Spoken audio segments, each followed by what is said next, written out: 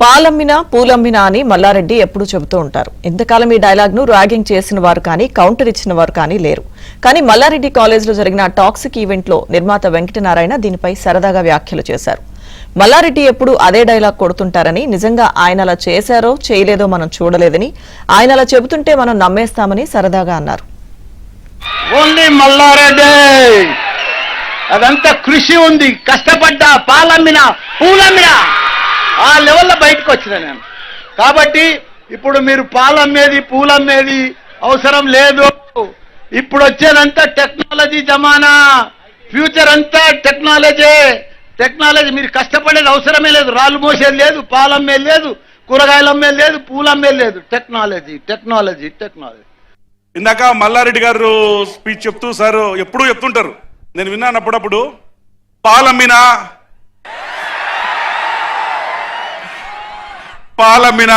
పూలమ్మినా కష్టపడ్డా సక్సెస్ అయ్యా అని చాలా కన్విక్షన్తో. ఇప్పుడు ఏంటంటే మల్లారెడ్డి సార్ నిజంగా పాలమ్మారో పూలమ్మారో మనం ఎవరు చూడలేదు, చూసారా? లేదు.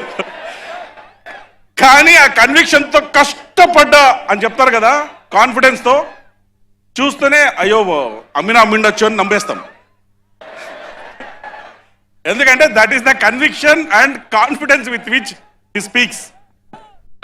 ఓన్లీ మల్లారెడ్డి అదంతా కృషి ఉంది, కష్టపడ్డా, పాలమ్మినా పూలమ్మినా ఆ లెవెల్లో బయటకు వచ్చిన నేను. కాబట్టి ఇప్పుడు మీరు పాలమ్మేది పూలమ్మేది అవసరం లేదు. ఇప్పుడు వచ్చేదంతా టెక్నాలజీ జమానా, ఫ్యూచర్ అంతా టెక్నాలజీ.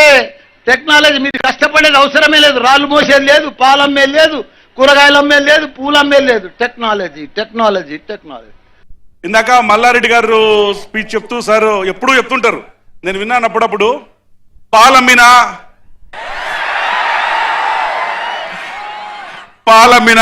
పూలమ్మినా కష్టపడ్డా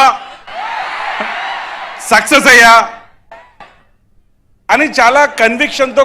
ఇప్పుడు ఏంటంటే మల్లారెడ్డి సార్ నిజంగా పాలమ్మారో పూలమ్మారో మనం ఎవరు చూడలేదు, చూసారా? లేదు. కానీ ఆ కన్విక్షన్తో కష్టపడ్డా అని చెప్తారు కదా, కాన్ఫిడెన్స్తో చూస్తూనే అయ్యో అమ్మిండొచ్చు అని నమ్మేస్తాం. ఎందుకంటే that is the conviction and confidence with which he speaks.